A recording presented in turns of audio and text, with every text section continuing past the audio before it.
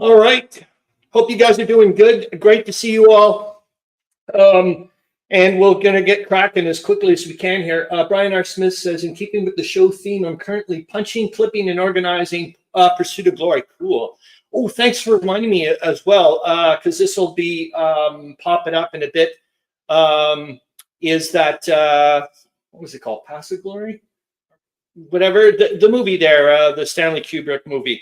But anyways, it's part of, in keeping with, if we do get to the critical past artillery barrage video, I don't know if we will, but also part of the trench news for the Western Front Association, which I didn't get to last week. It's about picking what you essentially think is the best Great War movie kind of thing. So I thought I would want to share that with you guys. William Aarons, I'm just going to say this right off the bat. I tried to insert as many of your edits that you gave me back, but the reality is the document is enormous.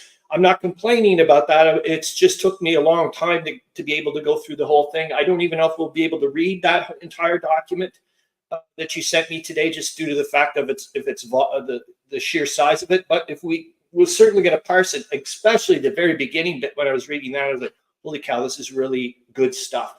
Anyways, I'm going to say, great to see you, Tolemykus, Brian R. Smith, Harold Bosma, Charles Latora. Hope you guys are doing well. Yeah, like, for example, I know that Charles Latora, you started playing Schutztruppe or whatever. Harold Bosma could probably tell us how to pronounce it properly. That, yeah, like I've mentioned a few times on your videos there, my God, that map is just so beautiful. And to have an operational scale for that conflict is just like, whoa, really, really neat to see. Okay, I'm going to share I'm going to, hold on here, I'm going to go and hide. It's interesting, Tolemykus, that that quote that you popped in today, you cannot simultaneously prevent and prepare for war, by Albert Einstein. It kind of alludes to one of the talks that I actually listened to twice this week. It was a dandy. I had a kind of like a tale of two lectures, if you want to call it that. The first one I was really into wanting to get, and it turned out to be a bit of a dud, to be honest with you. It was really unfortunate. Hold on here. I'll share the screen. So there we go. And like I said, welcome everybody. Hope you guys are doing great. I didn't check the live stream fact checker, so I could have made some mistakes. I don't know, but we'll go with it from there. I didn't change the question yet because I couldn't really come up with one. I think I got one for next week, the engagement question. But for me, I'll answer it for what I think is maybe the biggest effect so far. Maybe it's getting a bit too philosophical or whatever. But from what I can see, it's almost like all bets are off. Anything you can think of or do, you can get away with or imagine it can happen. That's the way I viewed what happened with the Great War afterwards. I don't know if there's like many things we would have ended up seeing like in society and so on and so forth. It's just, to me, I just think it just like ripped everything off. William Aarons says, feel free to show as much or as little of the ATA as fits the live stream. Thank you, William Aarons. I just don't want you to think I'm being disrespectful or any of that. Not in a million years. I certainly want to get into it. So as check the numbers to see if anybody got a point for this this week's. And yet again, Sharon Me keeps popping into these awesome battles. Like they're just connecting really well. Like two in a row there we had of the Armenian conflict and whatnot. I thought that was kind of neat. Brian R. Smith says, anyone catch the live stream last night from the U.S. World War I memorial? It was the unveiling of a massive sculpture. Very impressive. I know I didn't see it, Brian R. Smith. I remember mentioning it last week, and in one ear out the other. I didn't go and see it, but thank you for letting us know, because obviously they're going to post it on. They will have recorded that, so that'll be great to go and see later. But I do have some news from the National World War I Museum and Memorial. We'll get to that in a minute. So let's do the battle quick. I'm going to show you what this week's battle is. So Sharamy's in here. Number 59 from 1917, and I cannot pronounce this. There's no way in hell I can pronounce it. It's Romanian, I'm assuming the name of it. I'll share the screen here. Hold on here. I'm gonna stop this one. All right. And then I'm going to go to, I want to make sure that I've got the other. Nope, not that guy. Nope, not that guy. Where? Oh, there you are. All right. So it's, I'm going to share this. Hold on here. Share the other screen so you guys can see it. So this is from Wikipedia. I just copied and pasted. So I'm not, I didn't take any notes. This is complete plagiarism or whatever the hell you want to call it. The Battle of Maraseti or whatever. And I'm not going to read the whole thing, but it was just basically saying that, as you can see here, it was the last major battle fought by the Central Powers against the Kingdom of Romania and Russia on the Romanian front during World War I. And says here, it was the most important battle ever fought by the Romanian army as it managed to completely stop Mackensen's intended invasion of Moldavia. And then it talks about the aftermath, and that in March, Russia signed the city of Brest-Litovsk after Austro-German forces had captured huge territories in the Baltics, Belarus, and Ukraine in February. And that left Romania surrounded by the Central Powers and forced them to sign an armistice at the Treaty of Bucharest. All right, so that's that. Charles Latora, Brian R. Smith says, I can't tell if you're enjoying the experience. Also got a few missions as Zeppelin Raider. Oh, cool. I didn't see if you've posted any videos of that or what have you. Just let's get back to the narrative. So make sure you can see that. All right. So we got that out of the way, and I'll pop the points in. Well, we're going to see the points anyways, because we're going to go back to the narrative. Nope, this one here. Okay. Excellent. So I got that done, and you saw the points there. So Brian R. Smith, as far as I know, you got 2 weeks in a row. So you've been popped up there. Thank you again, William Aarons. It's going to be enjoyable to read some of this stuff.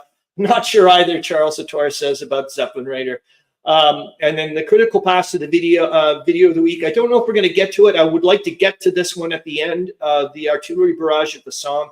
It's over 4 minutes, so I don't know how we're going to, like, I don't want to bore you to death with 4.5 minutes of a silent film or whatever that's not great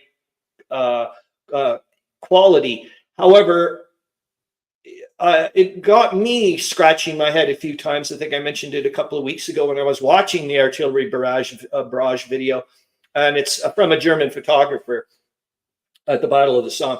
And I'm like, geez, there's an awful lot of explosions hitting the ground. And I thought at that time they had clued in that timed shrapnel shells were actually the best way to take out barbed wire. So I was like, what's going on here? So I wanted to find out a bit more, like, was that one of the reasons why the Battle of the Somme failed? In one of the reasons that it didn't go the way they wanted to. Still have not done the Voyage of the Deutschland audiobook.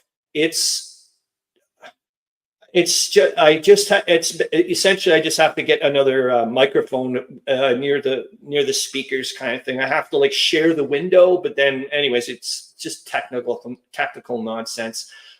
This for the BGG Game of the Week, Russia's Great War. This is from issue 4 of World War I Association magazine from Dana Lombardi that was given to me by Clark Commando in 1983. It's just, it's awesome. I'm really, really impressed that he did this to me. And I was looking at issue 4 this morning, and it's got a map on it, which I've scanned it in, and hopefully we're going to go to, there it is, the Carpathian Passes. I couldn't believe it. It's the first time ever that I've been wanting to see where these these passes are in the Carpathians, and I've been for over a year now, and I just have never been able to find a proper map. And I just looked down at this one, and I went, say what? And they're right there. So I was like, okay, I want to go and take a look at that. And we're going to hopefully, yeah, we're doing good. Take a look at some of these things here. The Grog Shed noticed one of my videos when I was mentioning about Hex TML site, and then he said, oh, you may want to know about Hex Draw. So we'll go take a look at that very quickly. And it's not a free thing, but it looks impressive. And then the special live stream with Paul Hederer, as far as I know, that should be next week. So Harold Bosma, thank you again. And I know that Meandering Mike mentioned this. I don't know if he mentioned it to me just privately, but a while back. And he was like, you know, we got a nice little community going on here on the Saturday mornings thing. And last night I was thinking about it and was like, holy smokes, does he ever click in? Did he ever click in with that? In the sense that how many things that you guys have been contributing, just little bits here and there. It's like, it's just like, well, William Aarons' ATA, people, Charles Latora, you ask me questions and I go off on little hunts trying to go find that out. Harold Bosma, you supplying us with a bazillion questions to give off to Paul Hederer, that type of stuff. It's, Tolemykus with your quotes every Saturday. Just the engagement, people mentioning books and so on and so forth. And just thank you is what I'm trying to say. It's a hell of a lot of fun. I also wanted to show you very quickly the articles that are going to be in the Lone Warrior, the next magazine issue that's coming out. So there's the one I was telling you about, the innovation and learning in the Russian army. That was a bit of a dud. That was the one I was really excited about. And just wasn't all that engaging. I will say this, though, it was kind of interesting to find out that I didn't realize how the Russians were so scared at the initial bits with the Austro-Hungarian offensive there in Galicia, that they were worried it was almost going to turn into a second Tannenberg for a little bit there. They were, one of their armies was starting to get encircled and whatnot.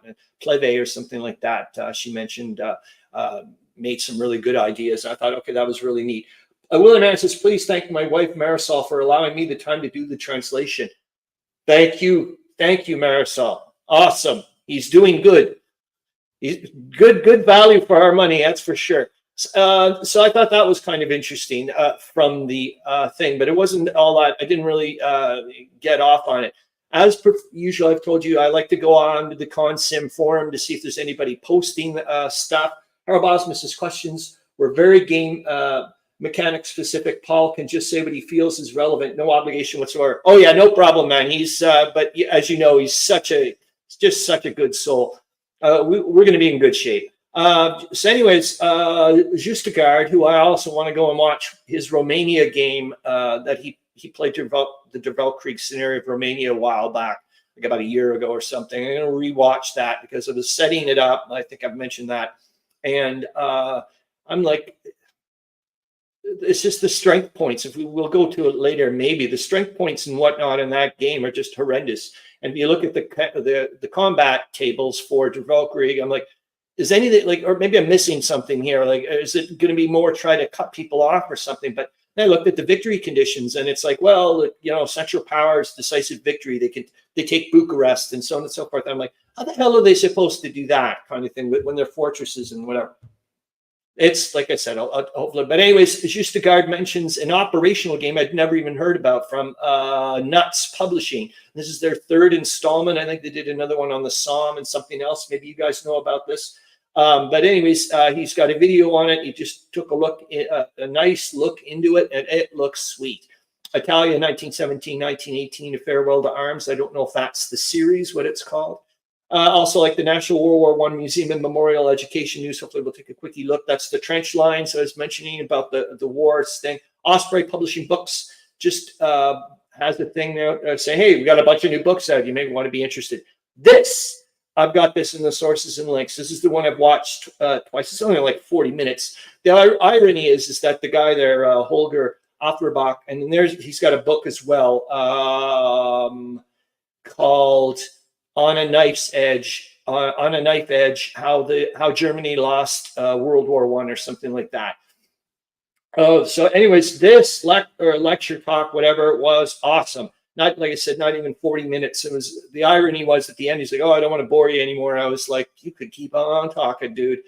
It was a dandy. Eric, and it alludes a little bit to what you as well, Tolemykus, with your quote, the way he was talking about Erich von Falkenhayn and his approach to the war and why he saw how he went into it that way. And he was like, look, you can perhaps look at it from the lens of he is a soldier. And he doesn't want to be a peacetime soldier. He enjoyed that bits, and also just things about,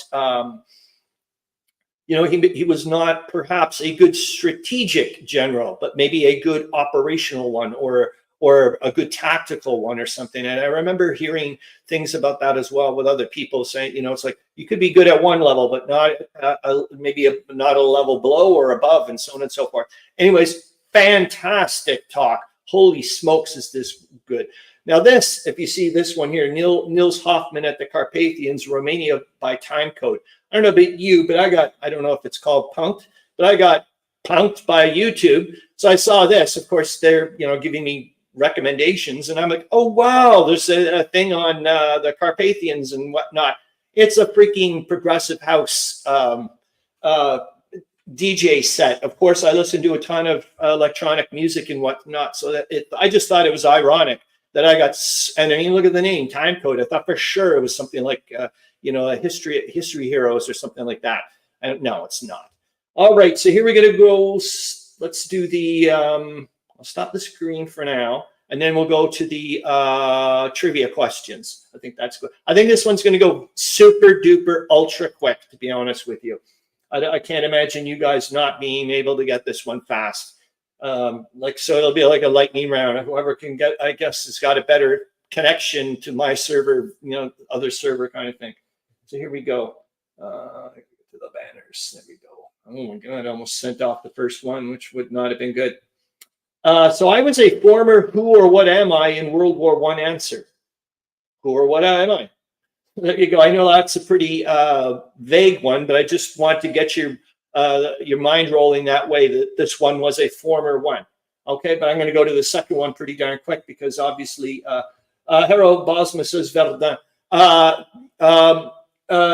yeah, I got to give you a point. What am I saying? But you are incorrect. Hold on here. Oh, I missed Meandering Mike, but I think he's taking a rest, and so on and so forth. Tolemykus says gas mask. You are incorrect, but you're getting a point. Charles Latora says Archduke Ferdinand. You are incorrect, but you're getting a point. Are you guys ready? Because now I swear to God, as soon as I send off the next clue, you guys, I'm sure, are going to get it.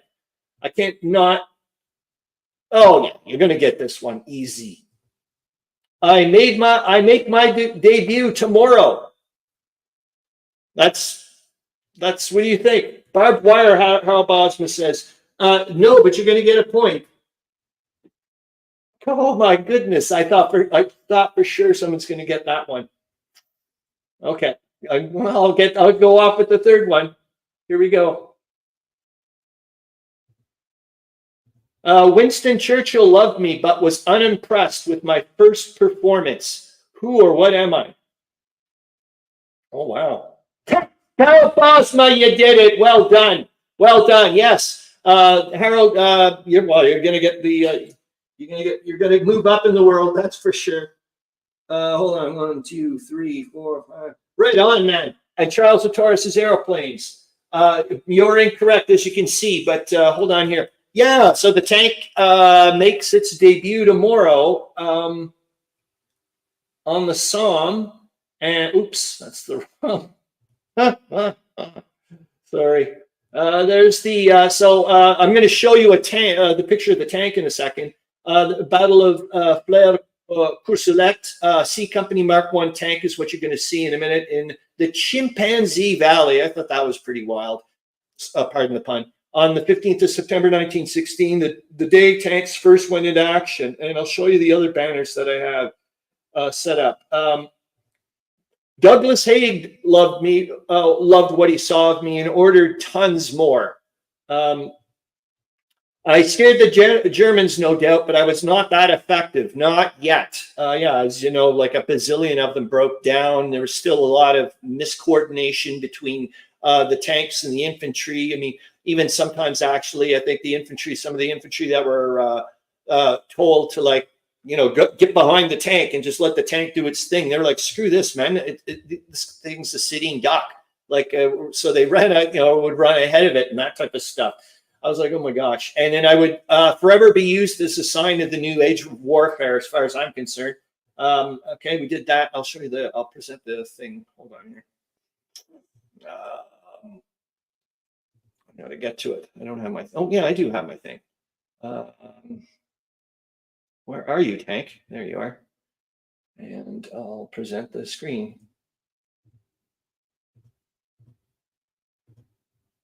And there's the, yeah, you can see them following behind. What an interesting looking, like I don't know, like that thing on the top there. I don't know what any of that is, but so there you go. Yeah, so the tank's going to make its debut tomorrow. And yes, well done, Harold Bosma. Thank you. All right, so I'm going to stop the screen that bit there. Let me go back to my narrative, so I'll make sure I'm not. Oh, yeah, let's go to the Carpathian passes so I can show you. Charles Latora, I can't tell if you're enjoying. Oh, I'm reading old stuff. It keeps doing that with the bloody things. So hold on. All right, and I want you to see this. So this is from issue 4 of World War One Association magazine, and I'll blow it up.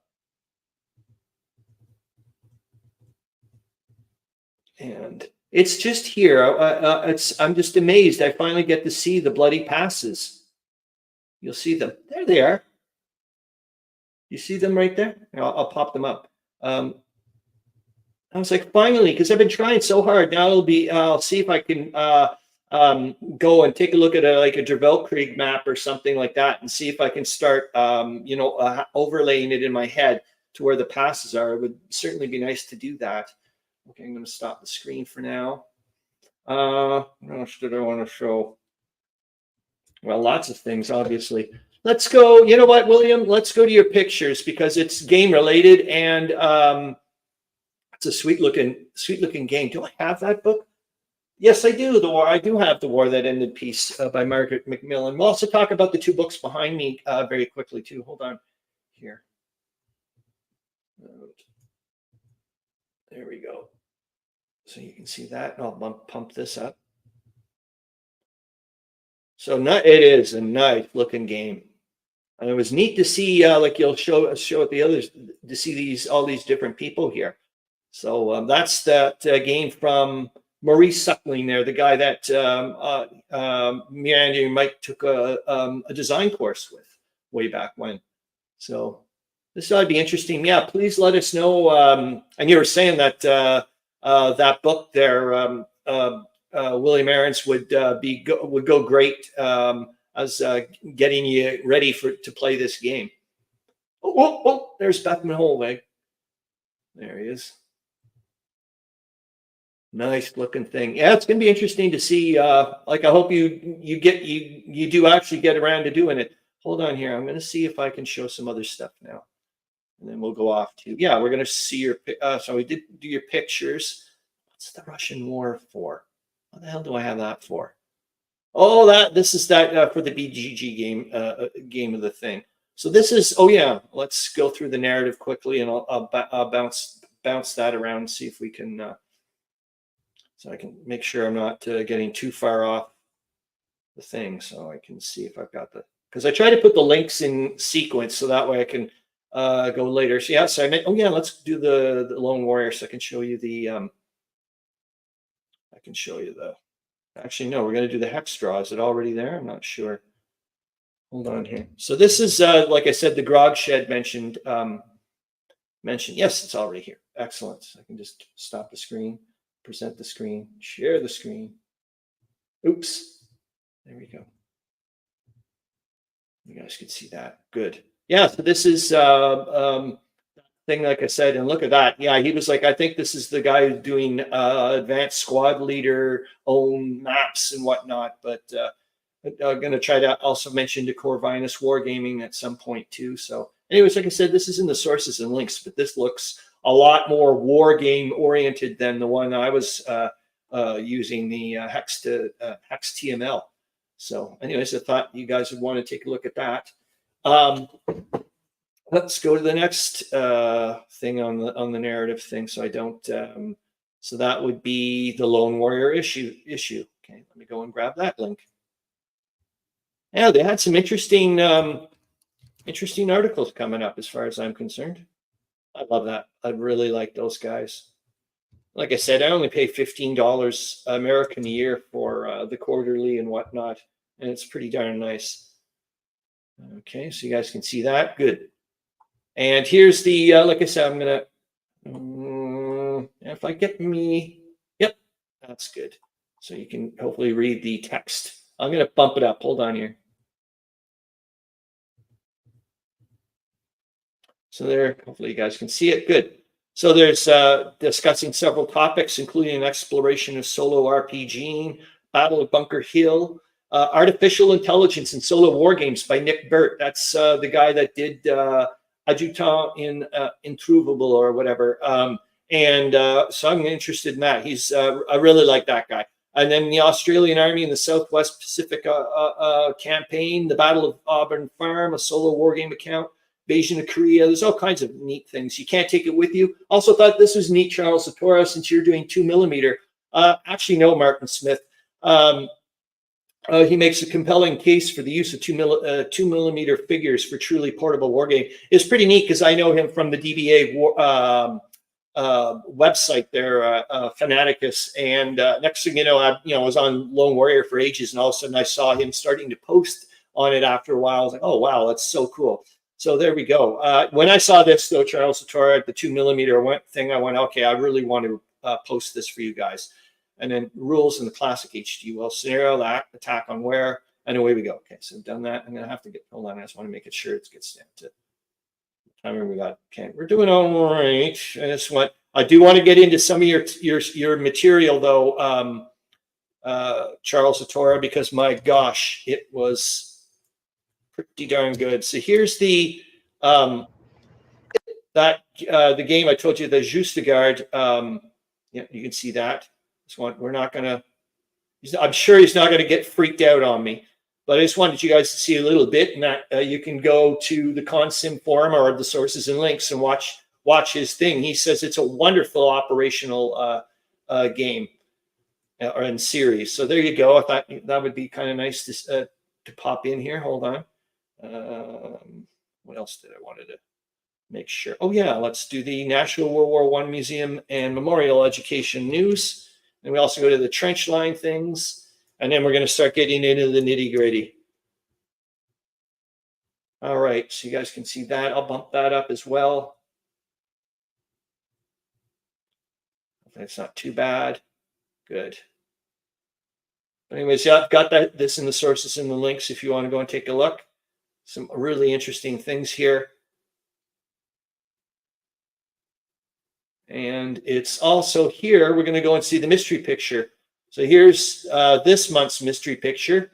We have to figure out what the hell that is. And last month's was this. I wish they would show, though. I'm going to have to, maybe that's what I'll do. I'm going to copy this and paste it so that way later, because they don't show the old version. They just show like this is what the image is. And it's like, hey, man, you just show the little close up the next time. But this they said it was a tea and coffee strainer as part of the German field kit. So I thought that was kind of neat. So I did that one.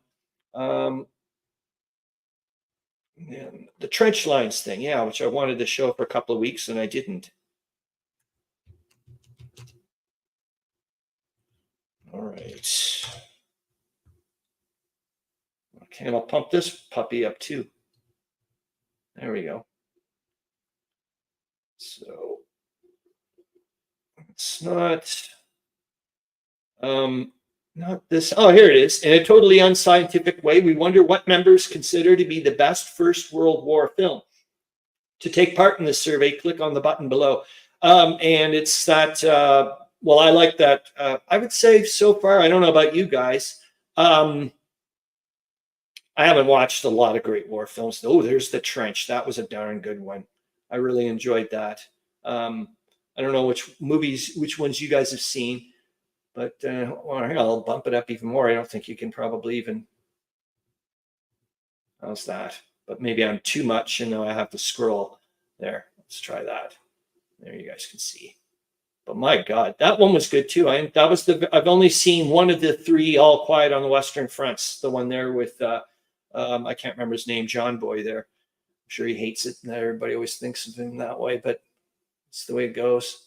Oh, there's your Lawrence of Arabia, Charles. That's it. Paths of Glory. What a flipping good film. Oh my gosh, that's a good film. And it's interesting that I found when I was watching the history barrage, the Critical Past artillery barrage, it really reminded me of some scenes of Paths of Glory. Big time. Big time. So Brian R. Smith, is Pursuit of Glory the Mesopotamia, Palestine thing? Is that what it is? Richard Thomas, thank you, Tolemykus. Thank you. Look at this. Anyways, what a picture. And they go on about how what action shots found on Trench Mapper. Ooh, I'm gonna have to go and take a look at that later. And then I've also got a lecture with the historical World War I historical association at 1:30. I'll show you that. Hold on, I'm going to stop the screen. It's not, I don't think I'm really all that excited to see it, but I want to support them for sure. And it's, so hold on here. I'm going to present the screen.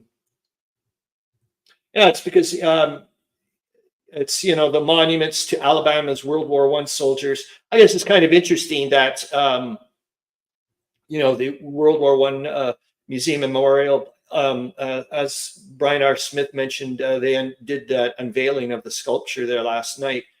So that's what I'll be doing at 1:30, listening to this or whatever, having a little, I do actually have my camera on for these ones. It's small enough, whatever. Okay, I'm going to stop the screen again so I can see what the heck I'm up to in the whatever here. Oh, yeah.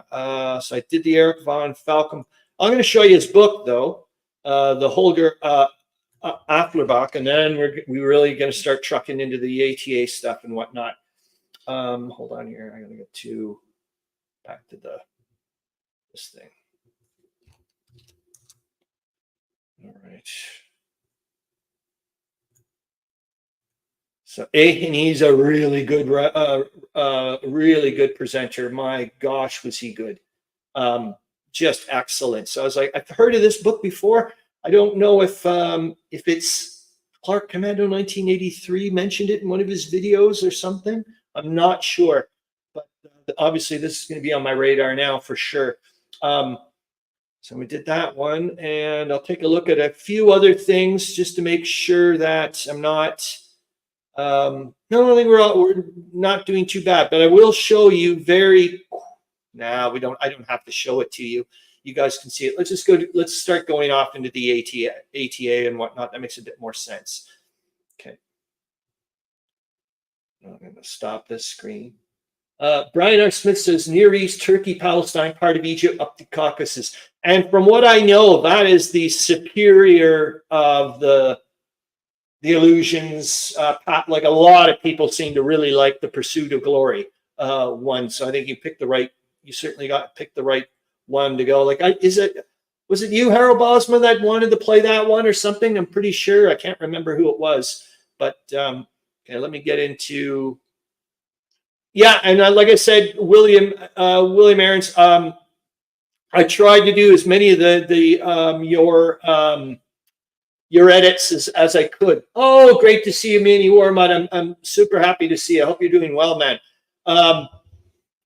Yeah, so I tried to do the best I could, but yet again, thank you so bloody much for what you do, man. It's just amazing because you're getting material that I don't have access to, and I like to balance it out. Of course, we're always getting the Anglo-centric bits here. Minnie Warmut says, and hello to Tolemykus too. Hey, right on, man. So, oops, I showed the wrong. Yeah, this one. I also P500 Illusions of Glory to complete the trilogy. Oh, cool. I didn't know that. I guess it was out of sync. Oh my God, Brian R. Smith. I don't know if you know about Great Board Games. They're in Kitchener. He only has very small volume of games. But I swear to God, if you go right now, Brian R. Smith, to their website, Great Board Games, you're going to have a double take sometimes. You're going to be like, am I looking at these prices in Canadian? I'm not kidding you. I showed Meandering Mike. He was like, say what? And you can get some, for example, I don't do any of the Compass pre-orders anymore, any of that stuff, because it's so cost prohibitive. When I can wait for this guy, you just have to wait a long time. But that guy has got tons of war games. like I said, just extremely, like you'll maybe just sometimes one copy and it disappears. But you'll see, well, you know what? We're going to go, screw this. I don't mean screw this, William Aronson. We're going to go to your thing. But I've got it set up easy peasy lemon squeezy. So hold on here. Because I really would like you to just to go, you got to be joking. The prices sometimes are the same in Canadian as you would see in American. It's like, huh? So I'm going to go to Great War Games here. Category, War Games, 96. Oh, wow. I have, excuse me. I've never heard of them. I used to go through L'Imaginaire quite a bit. That guy has but not very many war games. Hold on. But I was able to get a lot of, hold on and get some water. Oh, so this guy here. So this is where I get my, essentially my Compass games if I'm going to buy any or whatever. Because, actually, it's not too bad. But you'll see what I mean here. Like there, we got Storm in the West, 48 bucks, Canadian, man. Not bad. Look at that. But you'll see like a lot of out of stocks, like I said, because it's just one copy. Okay. So, but I think you get the idea. Not bad prices, eh? Like I said, that's Canadian. Sweet. So I'm going to stop the screen and then we're going to go to William Aronson's stuff. All right. Then we can do the week that was. Should have done the week that was, then you're whatever, because it's a bit too much. Yeah, okay. We will. We'll do the week, then we're going to go to your thing. Okay. Goodness gracious. Okay. Thanks, Brian R. Smith. I'll look that up to see if I can get a half decent, shipping costs and whatnot. Yeah, oops, the wrong way. The other guy, Great Board Games, not anymore, but before it was, I think, anything over 120 bucks Canadian, and it was free shipping. It's no longer that, but still, I was like, wow, I got some amazing deals. All right, so the week that was September 8th to the 14th, 1916, enemy attack French positions from Berlin. That's supposed to just be a Y, I do believe, Orny to south of Scholn with no success, but it's not that. I so would love to say that, Brian R. Smith. This word is, I think if I slow down, I may be able to say it, but I can hear it in my head, but I just can't say that. To Scholn, the one that starts with a V. Germans make 4 mass attacks. Marshal von Hindenburg is reported visiting the Western Front line for the first time. And I'll say this, both times, and I've read it on multiple accounts from different things, both Hindenburg and Ludendorff independently, like I said, I've read it a few times and heard it a few times. When they got to Verdun after Falkenhayn gets turfed and they take over, both of them were like, this is hell. They just saw that. That's how they described it, hell. British naval airplanes bomb the aerodrome at Saint Denis, western 5 miles west of Ghent. I think that's another screw up of mine. 9th of September in Paris, French and British ministers of war and munitions held conferences. Cardiff, South Wales railway men resolved to strike, demanding an increase of wages. Naval air raid on Gistel, Hansam, and Lichtervelde near Ostend. Fall of Silistria in the Danube. British capture Ginchy and make advances of 300 yards east of High Wood, northeast of Pozières, and take 600 yards of enemy trenches. Before Douaumont, east of Fleury, French carry the whole system of German trenches. French airmen drop bombs on Rottweil in Württemberg.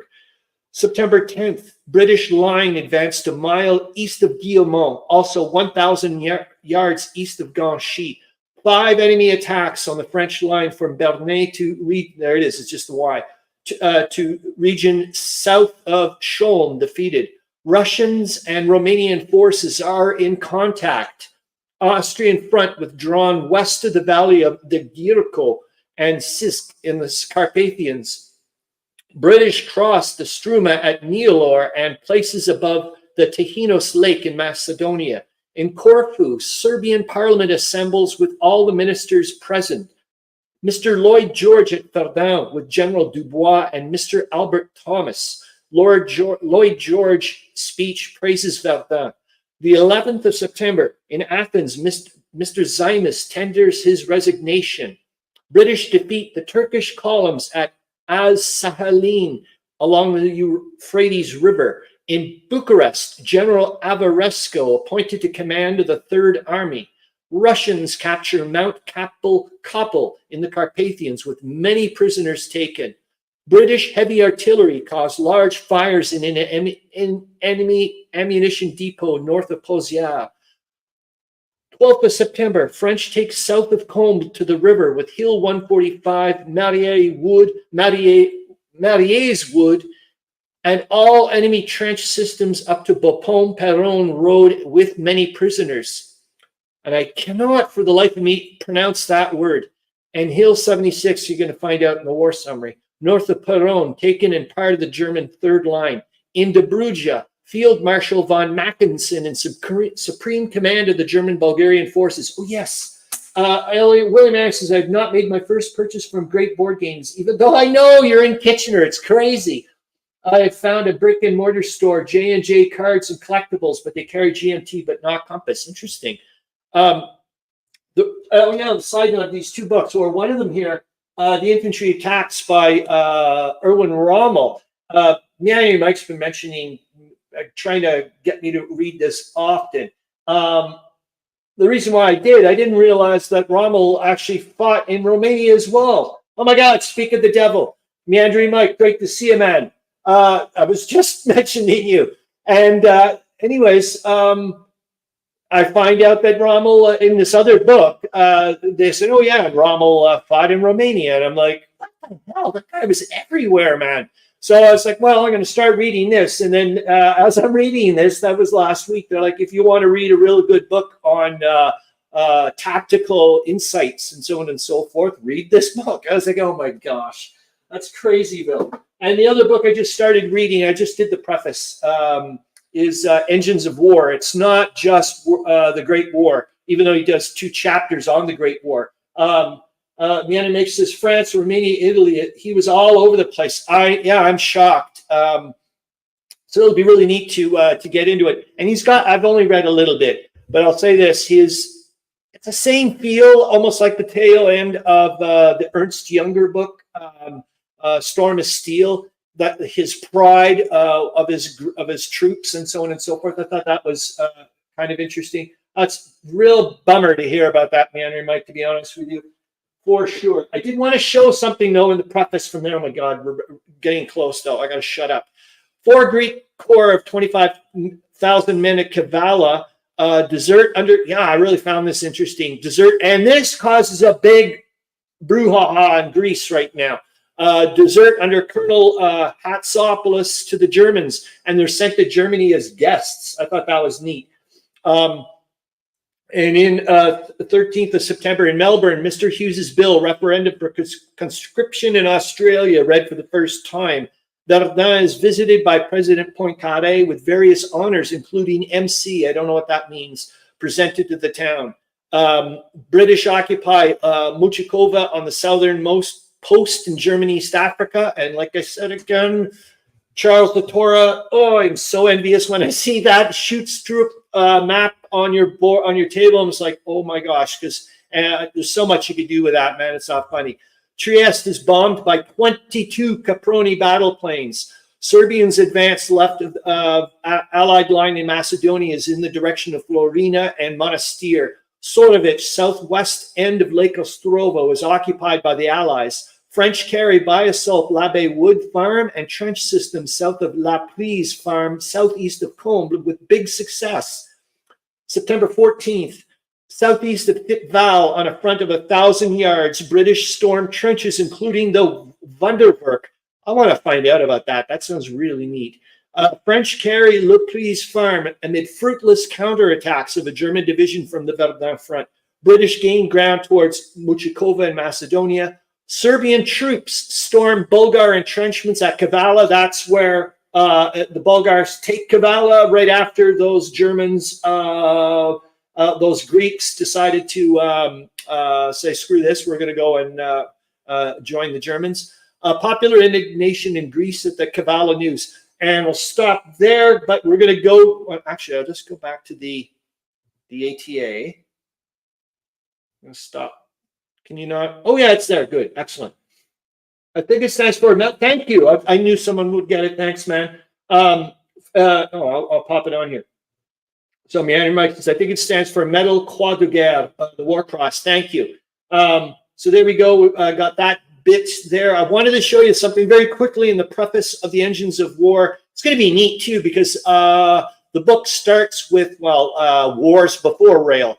And then he's going to talk about the Crimean War, the U.S. Civil War, the Franco-Prussian War, the Russo-Japanese War, and a few other tiddly bits before he gets into the Great War. I was like, good. That'll, you know, and he wants to bring it in from that context, a strategic use of rail, not from other things. I thought that was kind of neat. Yeah, we're doing not bad here. I'm going to show you what I want. Oh, that's it. You can just go show untitled. So he popped this in, and I was like, thanks, man, for doing this. I know that it's fluid, like he even says. You got to remember things are fluid. It's not always the way it is. But Charles Torres as well, that answers our question of whether or not the Greeks were going to be any help for the Entente. Oh, brother. So he popped this in. He's like, I'm not a military dude, and I wanted to, other people don't understand what a brigade is, division is, corps, or whatever. He's like, I'll pop this in. Like I said, I've only read the preface. And I was like, well, thanks. I'll keep this and put it off to somewhere, because it allows me to keep things, certain things into context. For example, I thought a regiment was smaller than a battalion, and now I guess it isn't, based on this thing. So I'm sure this is British oriented, but that's the way it goes. Okay, I'm going to stop this. Stop that screen. Now we're going to go back to the ATA, because I don't need to pop this in. And yeah, we're not going to, well, we're just going to wait on other stuff. Like I said, there's no way in heck. Hissy Cat, great to see you, man. Hope you're doing well. Is the fact that, yes, it is here. The fact is that it's a monster document. Material you sent me, William Aarons, and I want to, rather than cram it in like a big, huge meal and get upset stomach in the head or whatever, I want to make sure that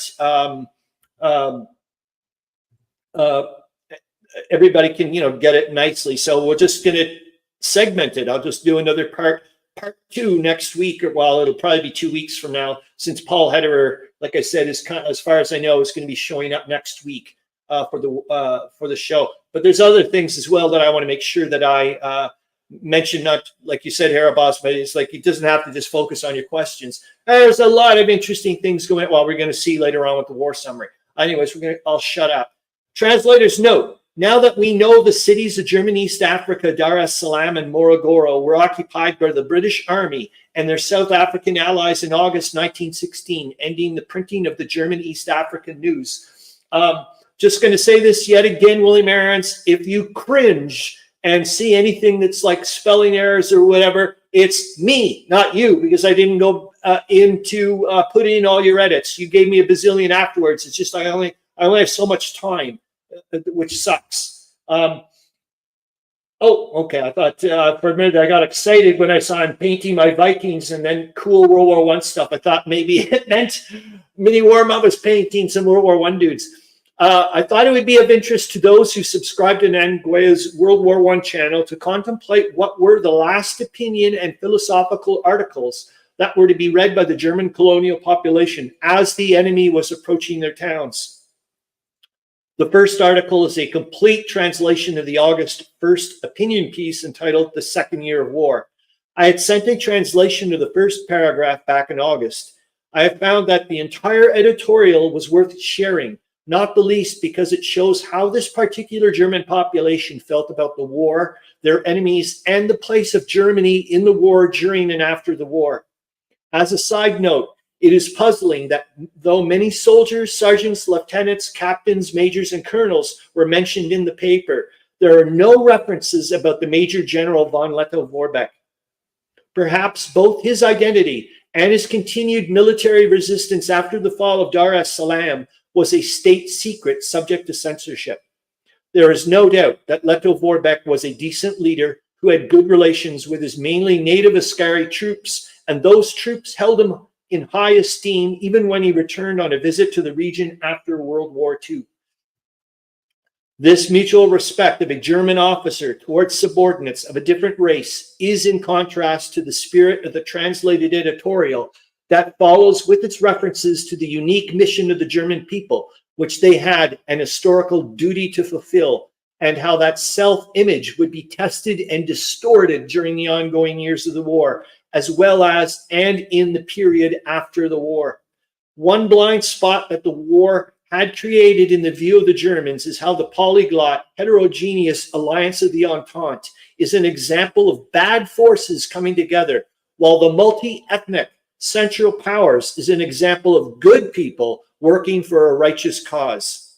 Thank you, William Ahrens. And here we go. Still got a good 9 minutes of, getting some stuff in here. German East Africa News, the 1st of August, 1916, the second year of the war. For 2 years, the horrible bloodletting and atrocious sacrifice of humanity has been seen to have been laid before the world. It's neat too, man. You'll start, at least for me, it's like they're using some interesting terms. However, at the same time, a bitter yet needed purification occurred that was necessary so that the great German people could gain their rightful place in this world, for they alone, over all other people, can and must bring about the fulfillment of the needs of the whole human race. This fundamental principle cannot be in doubt, even for our enemies, if they would but take the effort to think about what is happening, that under the leadership of Germany, an association of United Central Powers states, progress has been made in both the cultural and the economic spheres in Europe in a decisive way. It is unthinkable that a coalition that is made up out of heterogeneous elements, such as the half monoglorik Russia, the spiritually and economically broken France and Italy, and the thoroughly small-minded and materialistic England. Well, such an alliance might hold together for the next 5 years, or it may perhaps before that time be completely overcome by the powerful and victorious German nation, assisted by its Slavic, Hungarian, and Ottoman Turkish elements, who will then receive an honored place in the circle of victory alongside Germany. Still, it must be admitted that after 2 years, no one can say when peace will return. Book of the Week suggestion, No Parachute by Arthur Goodley. I'll pop that in the thing here. Thank you, Hissy Cat. I've never heard of it. So thank you very much. And suggest away every week would be nice. That would be awesome. I know, Meandering Mike. It's insane. Oh God, it's impressive. Where are we here? As long as the enemies have their harebrained plans to smash the German military, it almost sounds like they've got the German version of that guy that gets into some really flowery language sometimes with the war summary. You're just like, what the hell? As long as the enemies have their harebrained plans to smash the German military power and have not abandoned the desire of France for the return of Alsace-Lorraine, the prospect of peace is highly unlikely. In contrast, we have, with numerous declarations, been prepared to clearly put before our opponents our authoritative and definite positions. If only they would first have learned, since this long period of time, to consider one could rightly say is the irrevocability of the facts as they already exist when discussing the terms for peace. That our positive military and economic security presents itself against a repetition of the attempts to destroy the German Reich. In June and July, the Russians in the East and the French and the English in the West have once more sought to change the situation to their favor through an encircling offensive that before this time had not been attempted. On both fronts, this attempt has been shown to have been wrecked, and one can perceive that this last and greatest enemy effort, with the strength on hand, has left them so spent that another coordinated offensive is no longer possible. Interesting, eh? Because that's what the English are saying about the Germans in BERTHA. It's like, now we're finally at the beginning of the time period of the World War. There you go. I was fascinated that they used that. That the foes slowly start to know their limits, and that events that they were previously able to manage are now unaltered as a pattern of veins on a leaf, now only occurring in our favor. Wow. Despite starvation and through the war, it is to be noted that in the economic sphere, that from the start of this year, we have had exceptional good fortune during this time in holding ourselves together. Just as the repeated high-volume success of the war bond campaign has proven that we will win not only with the military on land, though we are there successful everywhere, but at sea. Our young Navy has held back the dangerous English fleet in the first naval action. Interesting take on Jutland there, isn't it? Try as hard as they would, they did not bring about our demise. Indeed, for us at home, the purpose remains one or more of our enemies to totally smash and destroy. Naturally, this is only possible through further horrible sacrifices of blood that we cannot as yet fully assess. Only one thing is clear to the eyes of the German people. In contrast to England's shameful manner that has tried to undermine everything that humanity holds holy, our glorious people will continue to hold out for the proper conditions for peace. Yes, even when a correct and reserved understanding is no longer possible. This war has become one for existence and survival, and we fight until the power of the states massed against us and the personification of their meanness and jealousy towards us will be fully and finally crushed and broken. And if this effort to throw England down through military efforts does not succeed, they keep focusing on England, man. And the German people must possess the ability in the 20th century to knock down Albion, England, in the economic field. This knowledge has brought us to this world war that we cannot allow ourselves to lose. I'm just going to say this quickly because we are we have 3 minutes left. Shot down 3 times by ground fire. He spent 8 months at the front. Here, I'm going to put it in here. He spent 8 months at the front, accumulated 222 hours of flight time in SOP with pups and camels during his 118 patrols, being engaged in combat 56 times. Holy shoot. Thank you. I'm just going to say this too. It's alluding to this thing with the Britain thing. Probably going to stop there, William Aarons, just due to the fact I don't want to start. At least I know where it is. We're going to go to continuation of the editorial. We'll do that in 2 weeks. Is that Falkenhayn was a firm believer at one point. Like, well, this guy said one big thing they've always trying to figure out is his letters and diary entries are in the book. Cool. Thank you, Hissy Cat. That would be that's firsthand stuff then. Is a lot of times people were saying, Falkenhayn wrote afterwards because his stuff is kept. His stuff did not get destroyed. And, he was saying, we were trying to bleed the French white. I think you guys have heard of that. And a lot of people are saying, no, he just made that up afterwards when he realized that wasn't working and, tried to cover his butt kind of thing. But this lecture, the guy there, Holger, the guy I mentioned that's in the sources and links, he says, no, if you actually look at the way his thinking was, he knew from the get-go, remember, we were saying even after the battle, the first battle of Ypres, that Falkenhayn went to Bethmann Hollweg and said, look, we can't win the war on the battlefield anymore. We're going to have to figure out some other way around it. William X says, I guess I can take it easy with my submission for 2 weeks. Yes, take a break and hang out with your wife Marisol for sure.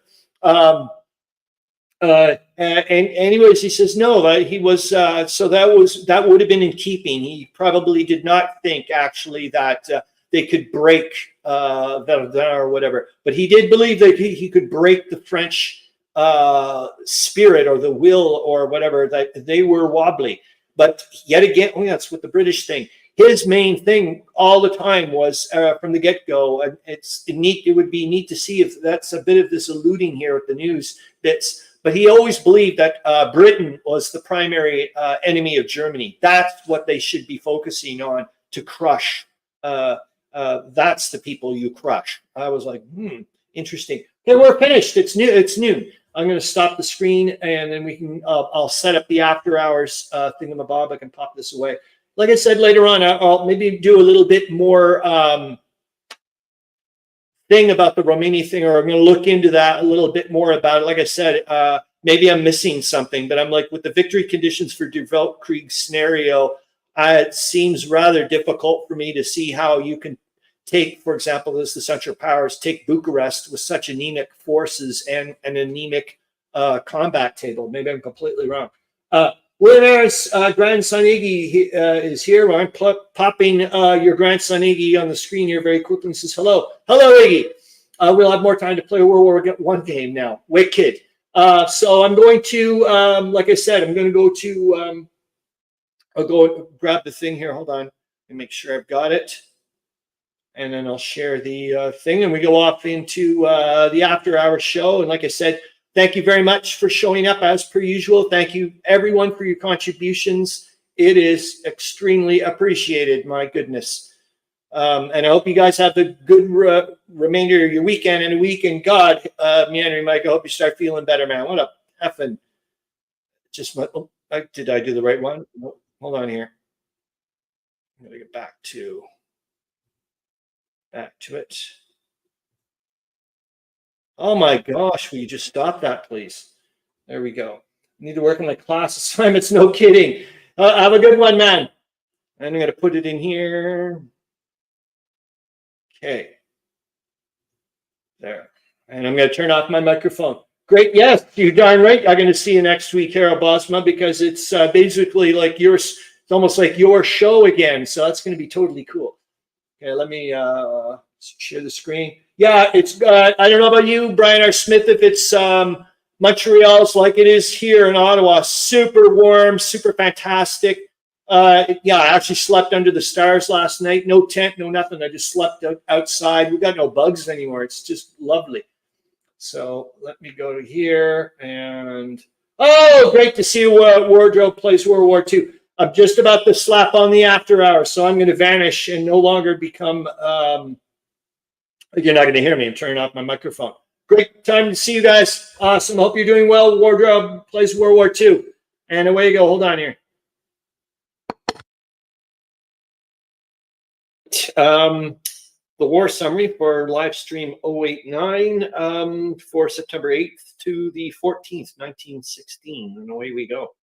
The smashing blow delivered by the German Bulgar army operating in the Dobruja against the Romanians at Turtukai should set the Franco-British Army of the Balkans on the move.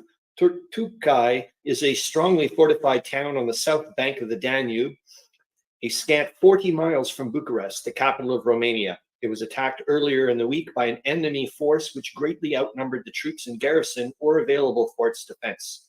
The Germans brought up heavy artillery and smashed the forts. After 3 days of hard fighting, the remains of the garrison withdrew, probably across the Danube, leaving, according to the Berlin report, 20,000 prisoners and over 100 guns in the hands of the victors. A Bulgar report says that for the prisoners, it was surrender or annihilation, as the enemy guns barred their retreat across the Danube. Only the rapid approach of the Russian army now advancing from Bessarabia will prevent the Germans and Bulgars from attempting to cross the Danube and make an attack on Bucharest. The bulk of the Romanian army is on the farther side of the Transylvanian Alps, engaged in overrunning Transylvania. A smaller force is engaged at Orsova on the extreme west of the Romanian front and is not immediately available for the defense of Bucharest. Aid must come from Russia on the north and from General Saray's Franco-British army in the south. The Bulgars must have weakened their forces in Macedonia very greatly to secure men for their offensive on the Romanian frontier, and a vigorous advance up the valleys of the Vardar and the Struma would probably compel them to give up their campaign along the Danube and return home to defend Sofia and the Orient Railway. The reason for this inaction of General Saray, who is under command of about 700,000 of the finest troops in Europe, seems to be as much of a mystery to military writers in Paris and London as it is to observers on this side of the Atlantic. The fear of a hostile Greece behind him was, until recently, given as the probable reason for his failure to move forward. That fear no longer exists. The expected entry of Romania into the war on the side of the Allies was considered as a further reason for delay. Romania is now in and needs Saray's cooperation, but the army of Salonika does not move. It begins to appear that the reason for inaction is to be found within its lines rather than in the condition of Baltic politics or the developments of the campaign. An insufficient outfit of big guns and high explosives would fully explain General Saray's failure to act, yet it would seem to be incredible that an army which has been in process of organization since last December is still short of essentials for a general advance. I'm not sure if this is the one, but I remember later on they're eventually going to mention something about the army around in Salonika around here was like considered like the biggest military camp or something. It just never went anywhere, and it was just I think a ton of the people got just disease and whatnot. It was just a giant waste. Anyways, a cable stating that Greece has entered the war on the side of the Allies is not officially confirmed, but may be merely intelligent anticipation of a decision that now seems inevitable. The Greeks, if they do go in, will be posted on the extreme east of the Allied front with their base at Kavala. Their first task will be to clear the region between Kavala and the Strumer of the Bulgars, and afterwards to strike to the northeast in the direction of Adrianople. The Greek staff, it is understood, has long had plans prepared for an advance up the valley of the Maritsa. The situation in the Balkans may enable the Greeks to gratify their ambition to cut the Orient Railway in the Maritsa Valley, and by that simple process, destroy Turkish rule in Europe. On the Western Front, conditions are satisfactory to the Allies. The French, in a vigorous offensive east of Verdun, on Wednesday night captured almost a mile of German line trenches and 280 prisoners. The Germans yesterday shelled these new positions, but they did not venture to launch a counterattack.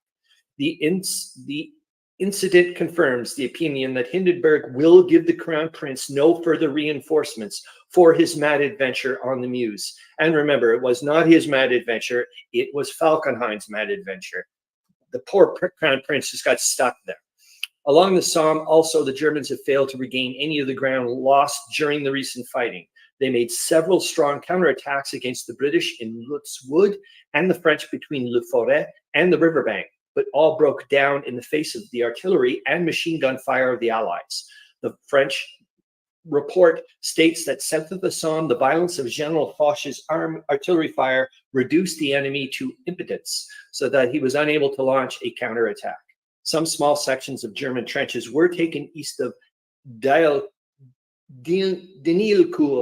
General Haig's night report says that the situation is unchanged. The chief incident of the day was an artillery duel along the front between the Somme and Ancre, and a heavy bombardment of the German positions between Souchez and La Bassée Canal. This may presage an offensive in the region north of Arras. Brusilov is directing his principal attack in Galicia against the Austro-German front in the region of the Dniester. His guns, a Petrograd report says, are shelling Halis, an important railway junction northwest of Stanislav on the Cernowitz-Lemberg Railway, and have set the town on fire. The enemy stubbornly hold on. It is a matter of interest as showing the straits to which Austria-Hungary has been reduced for men to defend her soil, that of 5,600 prisoners captured on Wednesday in the Hilly sector, 22 officers and about 3,000 men were Germans, and 5 officers and 685 men were Turks. Austria seems to be almost down and out as a fighting force. Berlin admits a retirement in this region to previously prepared positions. General Smuts, in a report of the surrender of Dar es Salaam, says that the town, except for the portions occupied by the German troops, who were subjected to heavy bombardment, is virtually undamaged. Yesterday, 2 other East African seaports, Kilwa Kivinji and Kilwa Kisawiri, surrendered under threat of a naval bombardment. The only harbor of value on the entire 600 miles of coast now held by the Germans is Salel, at the mouth of the Rufiji River, where the cruiser Konigsberg was destroyed in July 1915. Hold on here for a sec. Incessant artillery activity, raiding of the enemy's trenches to discover how strongly they're held, the bombing of the German ammunition depots and railway centers, and various other signs of a coming storm are reported from that part of the British front between Arras and the Lys at Armentières. These events have been interpreted as indicating the intention of General Haig to extend the offensive into the Lens-Lille district. The 4th Division of the Canadians is believed to be among the troops that will be engaged in the Lille thrust, which is, if determined upon, will come this time not only from the southwest by the way of Lens, but also from the northwest by way of Armentières. Should a new British offensive develop in the Lille district, it will not necessarily mean that a serious effort is to be made to capture the city, but rather that the huge German army in front of the British lines is to be fully occupied, so that it shall be in no position to detach troops to aid in the Balkan or Galician operations. German military writers are beginning to talk of the advantage that would come from shortening the Teuton lines on either the east or west front. The most effective means of preventing the shortening of the lines will be to keep the enemy so occupied along the front that a withdrawal while under attack would invite disaster. Philip Gibbs, cabling from the front yesterday, said that the Allied troops on the West Front are fighting with that sense of victory, which is half the battle. They feel rightly or wrongly that they have the Germans on the run at last.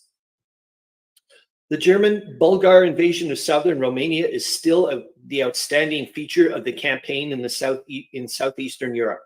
The capture of Orsova by the Romanians has been far more than offset by the enemy's victories at Turkai and Dobrich.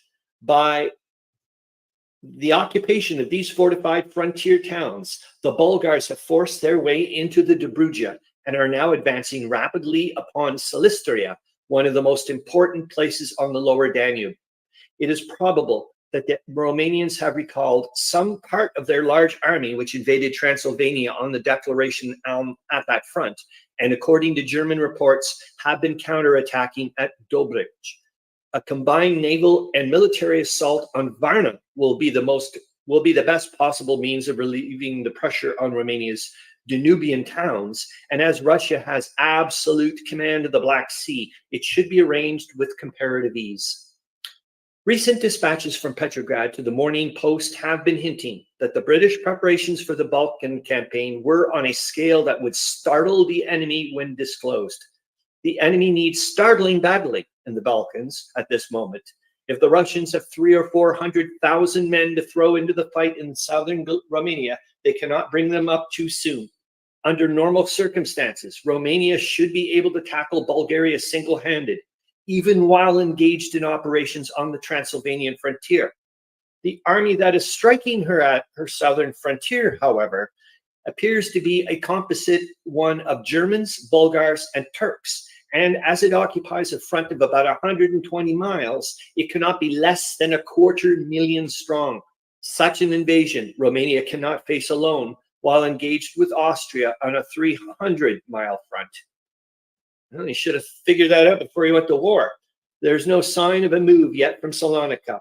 The artillery has been extremely active on both sides, and there are affairs involving patrols almost nightly, but nothing that indicates the imminence of General Saray's big push. The country over which the advance must take place is an extremely difficult one, and the valleys of the Vardar and Struma are so narrow that the hills on either side must be carried and held by the advancing troops to guard against flank attacks. The Allies have a stiff job before them and a short period during which field operations are practicable. The probable program of the Salonika army is one of the mysteries of the war. While the Bulgars occupy southern Romania, the Romanians continue to drive across Transylvania. An Austrian official report announces that the west of Sirida, Austrian troops have been withdrawn before superior enemy attacks.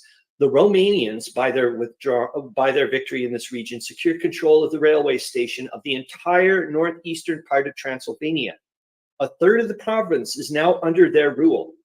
Had the Austrians elected to fight in the Transylvanian Alps, the losses incurred by the Romanians in carrying the defiles would have been far more than they are likely to meet in the Dobruja. The Russians continue to hammer away at the Austro-German positions in front of Halis. The Austrians have withdrawn to the west bank of the Nila Lipa, but they cling to the town most tenaciously, and a great battle is in progress. A dispatch from Vienna states that all positions still remain in our hands. The report of General Haig last night says that the situation is unchanged on the British front. The main feature of yesterday's operations was an intense artillery bombardment by both sides. The commander-in-chief takes occasion to praise the Irish regiments that took part in the capture of Guillemont on Sunday last. They behaved, he states, with the greatest dash and gallantry, and took no small share in the success gained on that day. The capture of Grouchy by the British troops engaged north of the Somme, which took place on Saturday afternoon, just taking a sip of coffee, is an event of the first importance. Grouchy has been fortified with the exceptional care to protect Combles from attack on the north. The three positions, Guillemont, Grouchy, and Combles, constituted perhaps the most important of the German defenses in the region north of the Somme. For a long while, Guillemont resisted the British assaults, and when it fell a week ago, the expectation in London was general that Grouchy and Combles would not long remain in the hands of the enemy. Sir Douglas Haig, in reporting the capture of Grouchy, states that on Saturday afternoon, the British attacked on a front of 6,000 yards, extending from High Wood to the Wood of Luz. As a result of the attack, the whole of Grouchy was captured after several fighting, as well as the ground between the village and the Wood of Luz. To the east of High Wood and to the northeast of Pozières, considerable gains were made and a number of prisoners taken. One of the incidents of the battle was an artillery attack on a German force massing for counterattack. The enemy in this lost heavily. No counterattack of importance was launched by the enemy on Sunday. His forces had been massed on Friday night south of the Somme with the object of checking the French advance there. And only attack against the British front on Sunday was easily beaten off. It occurred northeast of Pozières. A British official report states that all the ground gain on Saturday is now held, and the British lines have been further extended since Saturday afternoon. The spirit and dash of the troops engaged in the severe fighting of last week is declared to have been magnificent in the face of frequent counterattacks and constant and intense artillery fire. South of the Somme, where the French made an advance on Friday, the Germans on Saturday afternoon and evening launched a determined counterattack along a considerable part of the front. They penetrated the first line of French defenses, probably by the use of jets of liquid flame, which were utilized by the advancing troops. A vigorous counterattack regained all the ground momentarily occupied by the enemy. The losses of the Germans in these operations are reported to have been very heavy. To the north of BERTHA, the French troops continued to drive back the enemy. On Friday afternoon, a considerable section of German trenches east of the village of Fleury and in the direction of Fort Douaumont was carried by assault. A French official report yesterday stated that altogether, as a result of this brilliant action, 300 Germans had been captured. Attacks made by the enemy on other portions of the BERTHA front have entirely failed. Berlin, speaking of this action, asserts that the enemy penetrated our positions but was driven out again by counterattack. A later French report shows that this to be untrue. The German official statements generally are no longer to be relied upon. Speaking of the British assault north of the Somme on Saturday, Berlin asserts that it broke down under the tenacious resistance of our troops. There is no suggestion that the important defensive position of Grouchy was lost during this battle. Extraordinary development has taken place in the use of airplanes for the bombing of positions behind the enemy's lines. During Saturday night, it is recorded in the Midnight Paris official statement, French aerial flotillas, threw 180 bombs on German stations and depots in the region of Chauny. Many bombs were thrown by another flotilla of about 18 French machines in the region of Péronne and around Ham. During Saturday, no less than 40 aerial encounters took place over the German lines. Numerous enemy aeroplanes were put out of action during these engagements. A most optimistic note as to the duration of the war is sounded by General Sir O'More Craig, who has held the highest command in India and is well qualified to form an opinion as to the progress of military operations on the West Front. He states that in his position, the war will not last over the winter, that the Central Alliance has been defeated but not yet crushed, and that the only accessible finish will be the complete defeat of the armies of the Central Powers. On the Eastern Front, heavy fighting is reported in Romania, in southern Galicia, and in the region of the Carpathians. The situation in Romania is still somewhat obscure. It would appear, however, that the Bulgar-German army, which captured Tokai, has advanced along the south bank of the Danube and has occupied the Romanian fortress of Silistria. Berlin makes this claim in an official bulletin, and no denial is issued from either Petrograd or Bucharest.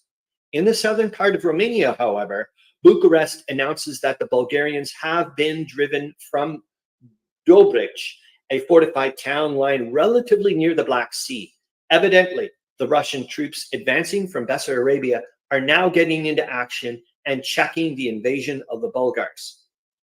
The Romanian army continues to go forward in Transylvania, and its leaders pay little attention to the events on the southern frontier.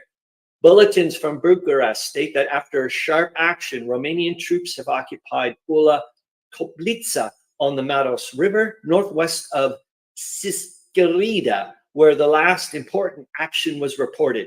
This seems a remarkable advance in the short time since the withdrawal of the Austrians in this region, but apparently no serious attempt is being made by the enemy to hold any part of Transylvania east of the river Maros.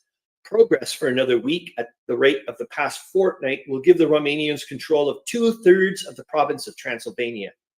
In the extreme north of the province, in the Carpathian region, Romanians and Russians have joined forces in an attack on the Dorna-Vatra region. A serious endeavor is clearly being made to link up the Russians and Romanian forces in this region with the object of penetrating Hungary from the northeast. Very heavy fighting is in progress on both banks of the Dniester in the region of Halis. The Russians are pressing their advance and are probably now in possession of that important railway center. Hold on. The Austrians, in preparation for the evacuation of the town, blew up a number of forts on Saturday, as well as the Great Bridge over the Dniester River. The pressure of General Lechitsky's army is so great that there's no possibility that von Bothmer holding his position along the Nita-Lipa River throughout the present week. A retirement much nearer Lemberg seems to be inevitable. On the Balkan front, French and British bulletins indicate growing activity. On one part of the line near Weltkrieg, Bulgarians evacuated a number of trenches. Elsewhere, their patrols and working parties were active, but were dispersed by artillery and machine gun fire of the Allies.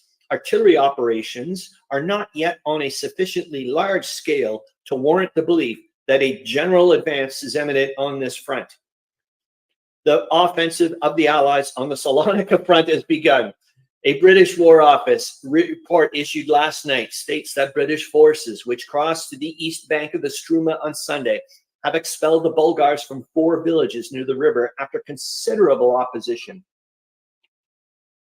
The enemy counterattacked strongly, but was repulsed, losing an as yet unascertained number of prisoners. The French, who occupy the center of the front of the Allies in the Vardar Valley, have been bombarding with vigor the enemy's position between that river and Lake Doiron. Gosh, I got to figure out how to say that one. An attack in force may come at any hour. The Serbs in the Monastir region and the Italians in Albania have also been engaged lately, and in the Lake Ostrovo sector, the Bulgars have given ground after heavy losses. The passage of the Struma by the British proves conclusively that a serious movement is underway. To secure good defensive positions along the east bank of the river, the Bulgars took the risk of war with Greece by occupying Fort Rupel, Demir Hisar, Sedes, and other places of importance to the eastward. The passage of the river will be followed almost immediately by the cutting of the Salonika-Didigach railway, on which the Bulgars have been depending for their supplies. The line of the British advance will probably be almost due north up the Struma Gorge after a sufficient amount of territory has been occupied to the east of the river to prevent Bulgar flanking movements. Sofia is almost 120 miles north of where the British advance has begun. The great ranges of the Rhodope Mountains lie to the east of the Struma and render it necessary that the invasion of Bulgaria shall follow up the highway along the river. After the British troops pass into the gorge near Fort Rupel, they must depend altogether on motor transport, while the French, attacking up the valley of the Vardar, will have a reconstructed railway at their service into the very heart of Serbia. The anticipated difficulty of operating a motor transport system in the valley of the Struma has led some military writers to predict that the British advance would be directed easterly through Seres, Kavala, and the Didigach to the Maritsa Valley, with the object of cutting the Orient Railway at Adrianople instead of at Sofia. The passage of the Struma would be a necessary part of the advance in either case. If the British were to follow the coast route by Seres, Kavala, and the Didigach, they would have a railway at their command all the way, but they would be entirely out of touch with the French in the Vardar Valley and liable to be attacked by a combined Turkish and Bulgar army of superior strength. The probability is, therefore, that the advance of the three main bodies of the Allied troops will be northward over the natural routes provided by the river valleys, the British up the Struma, the French up the Vardar, and the Serbs up the Cerna. To oppose them, the Bulgars will require 400,000 or 500,000 men. It is believed that on the entire southern Bulgar-German front, there are no more than 250,000. It should give way at many points under pressure. On the northern frontier of Bulgaria, the Teuton-Bulgar-Turk combination is still on the offensive along the Danube, but on the Black Sea coast, the Slav waves begin their inundation. Following the recapture of Dobrich, the Russians are pressing southward, and unofficial dispatches state that the Bulgars are making preparations to evacuate the port of Varna. Wow. With this harbor in their possession, the Russians will solve their transport troubles and will be in a position to strike a deadly blow at the right bank of the Bulgar-German army operating in the Danubian region. Holy cow. If they take, I'm just going to say, if they take Varna, if Russia takes Varna, I'll be shocked. The Romanians, greatly to the surprise of Austria, pay little attention to the enemy operating in the Dobruja and continue their penetration of Transylvania and of Hungary by way of Orsova. An Austrian official statement issued last night admits a farther withdrawal in eastern Transylvania in the region of Sisk-Sterida. The Romanian advance westward along the north side of the Danube from Orsova is perhaps the most immediately dangerous move against which the Teutons must guard. Were that advance pushed by a strong force 60 miles further west, it would cut the Orient Railway at Belgrade and leave the Turks, Germans, and Bulgars without continuous supply of munitions necessary to their operations. I love reading stuff about that, man. Just love it. An interesting feature of the situation in Greece is the arrival in the camps of the French near Salonika of Greeks, who are organizing an army of national defense to fight side by side with the Allies. These volunteers are given khaki uniforms and are sent to a camp a few miles outside of Salonika. They come in many cases from remote parts of Greece and from the islands of the Aegean. The Greek love of liberty is not altogether extinct, despite the machinations of King Constantine and his pro-German officers. Violent German counterattacks in the region of Gauchy have failed to shake the hold of Sir Douglas Haig's troops north of the Somme. In the operations of Sunday and Sunday night, there was fierce hand-to-hand fighting, during which 4 German officers and 101 men were captured, making over 200 in the Gauchy struggle. All was quiet on the French front, except for violent artillery actions in the region between Bernay and Chaulnes. There is no change in conditions on the Dniester.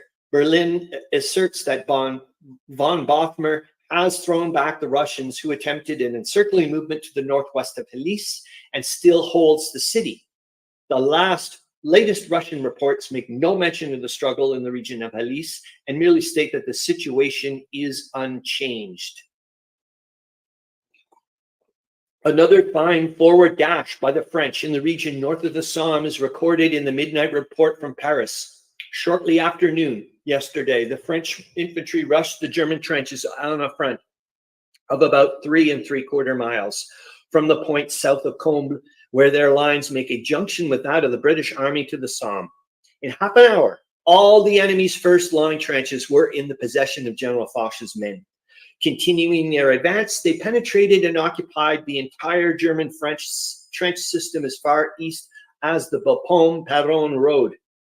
Upon this highway, which was one of the principal transport routes of the Germans on the west front until the guns of the Allies made it unsafe, the French front now rests for a distance of about 1.5 miles between the village of Rancourt on the north and that of Bouche-Avez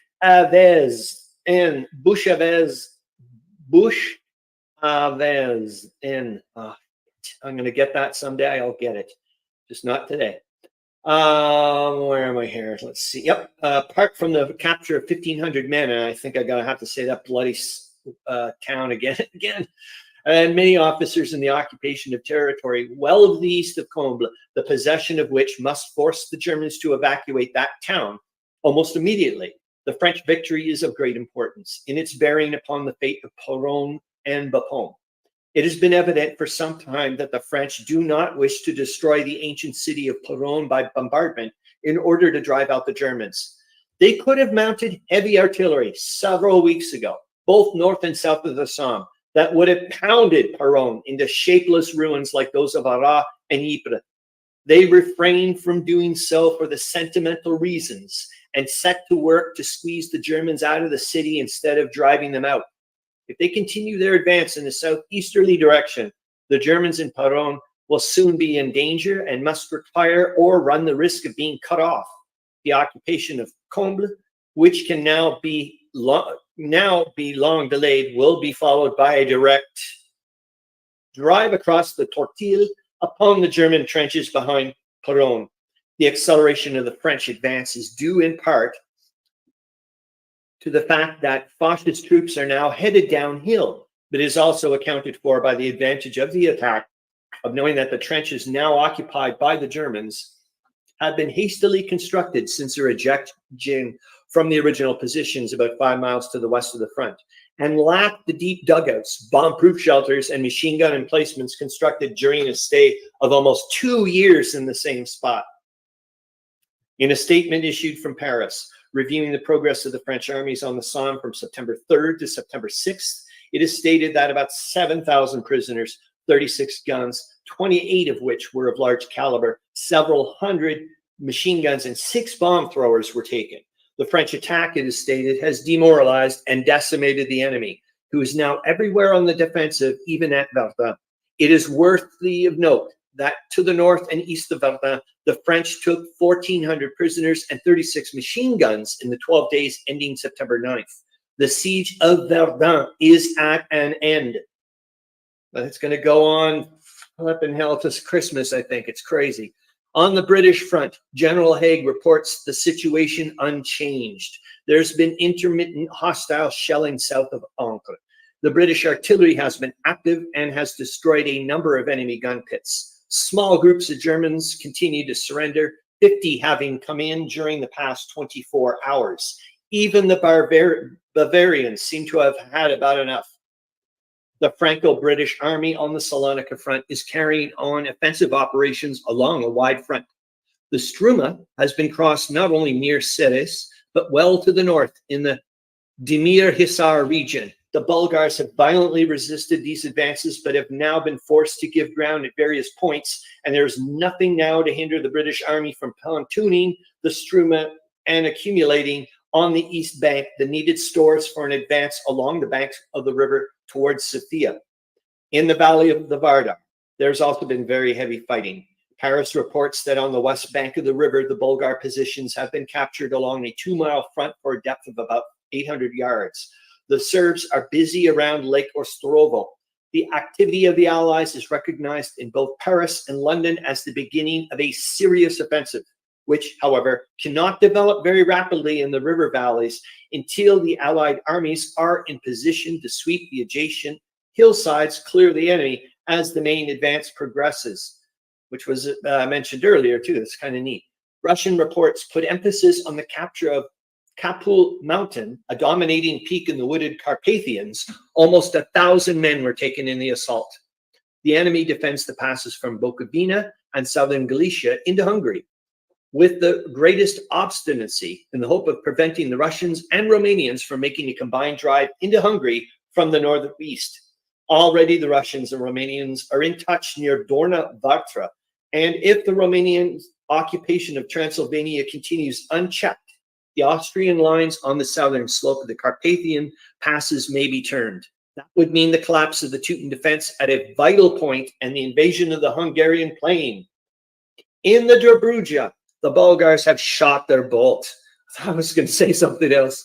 The Russian army advanced along the Black Sea coast, has crossed the frontier into Bulgaria, and in cooperation with the Black Sea Fleet is attacking Varna, the most important of Bulgaria's ports. Opinion in London inclines to the belief that the Russians may have landed the troops engaged in the attack at a point near Varna, but as that city is only 35 miles from Dobrich, captured by the Russians 4 days ago, and is connected by the Dobrich by railway, there's no apparent reason why the Russians should not have reached Varna by an advance from Dobrich. In either case, the dispatch from Bucharest proves that the invasion of Bulgaria from the north has begun. With irresistible valor, the troops of General Foch continue to smash their way through the lines of the Germans towards Paron. Yesterday's dispatches told of the progress of the battles begun between Comble and the north bank of the Somme on Tuesday. After breaking the German front and penetrating to the Bapaume-Paron road during the struggle of Tuesday afternoon, the French launched a night attack at 8 o'clock, which resulted in the capture of the village of Bosch-au-Vesne, I think that's the one I was having a hard time with, located along the highway. The victorious Frenchmen afterwards pushed on and took by assault the farm and wood of L'Abbaye, 600 yards to the southeast of that town I'm having a hard time pronouncing. There, the advance was stayed by the Germans, who in the early hours of yesterday morning launched furious counterattacks. They captured the Abbaye farm and Hill 76 near the Somme to the east of Cléry, but later in the day, the French once more swept the Germans back at both points. They now hold firmly all the gains made in their splendid advance south of that town. On their left flank, south of Comble, the French yesterday extended their positions and took by assault south of Le Crier farm the whole system of trenches, which had been powerfully organized by the enemy. Hold on here. This farther advance east and south of Comble makes the German position in that town entirely hopeless. The total number of unwounded prisoners captured during Tuesday and yesterday, so far as counted, is 2,300 in the sector of the unpronounceable town. Alone, the Germans left behind them 10 guns, including some of the heavy caliber, and 40 machine guns. The British report states that the situation on that part of the front held by Sir General Douglas Haig's army is unchanged. The Germans attacked on Tuesday night on the northern front near the Moquet farm, but there their assault was stopped by artillery fire, and the enemy retired to his trenches after suffering considerable loss. The British engineers and artillerists are undoubtedly hard at work preparing for the battering of Comble from the vicinity of Ganchy and for the launching of an assault in combination with the French. Comble is strongly held by the enemy, who is only a narrow corridor left easterly from the town by which to retreat in the event of a combined assault. If the guns of the Allies can make that passageway sufficiently dangerous, a large part of the garrison of Comble may be forced to surrender when the town is taken. It will be several days yet before the British are able to install heavy guns on the highland northwest of Comble for the attack on the last German position on the easterly edge of the ridge, which the enemy has so tenaciously held since the last struggle began on July 1st. The alignment of the Allied troops on the Salonika front preparatory to the general advance continues. The Italian contingent occupies a part of the front between the French in the Vardar Valley and the British along the Struma. Their first encounters with the Bulgars took place on Monday and Tuesday and resulted in the driving in of the Bulgar patrols near Lake Butkovo.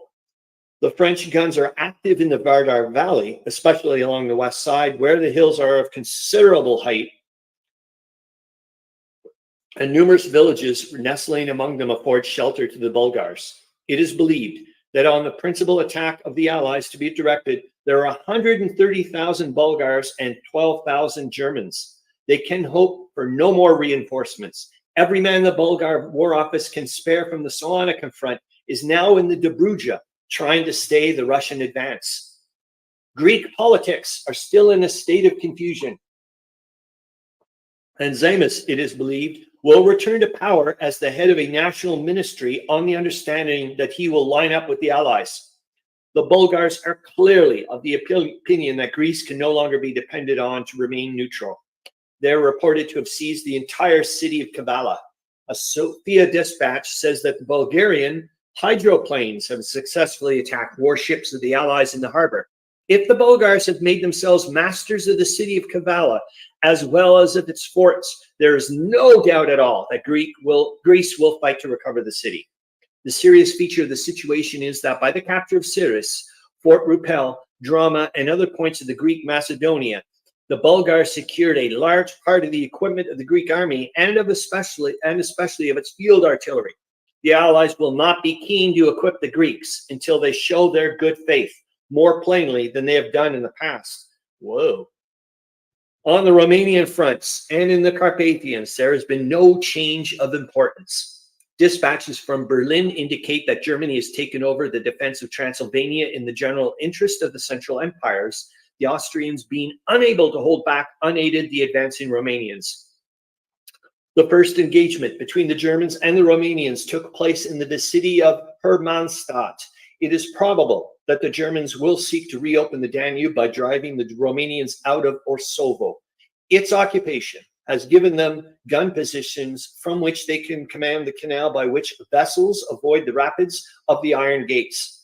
The Danube is an international waterway, and it is pointed out by the Romanians that the closing of its waters to the Germans and Bulgars cuts off the chief means for their transportation of war supplies to the Balkans and to Turkey. The only route now open is through Belgrade and Sofia by the Orient Railway to Constantinople. And that's it. We got just this tiny little bit here. On the Russian front, there has been no engagement of importance since the closing of the battle for Helis, which von Bothmer still holds. And that's it. And I hope that went well, and I hope to see you next week. See ya. Bye.